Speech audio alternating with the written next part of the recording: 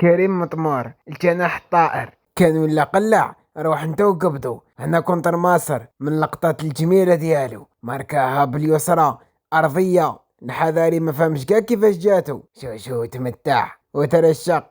الله الله مطمار في هذه اللقطة، وحتى مع الفريق ديالو كان يطير، كان يسجل، وكان اني نقول لك الهربات، السرعة تتكلم. كان يجري وعنده انهاء يعتبر محترم. شو والله لو في شباب ياه كان مطماري ماركي يعتبر راسه.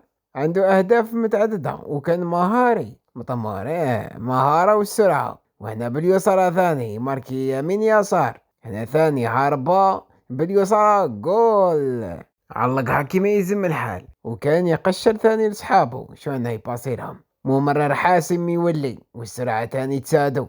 هذه اللقطة السرعة هي اللي خلاته يهرب، وباصته من شابة. شوش السرعة ديالو، كان سريع كيما يحب الخطر، وثاني محارب يلعب بالحرارة، وزيد كان عنده المهارات. شوفنا كيف هذا الشاشة بابا عطاه ديريكت.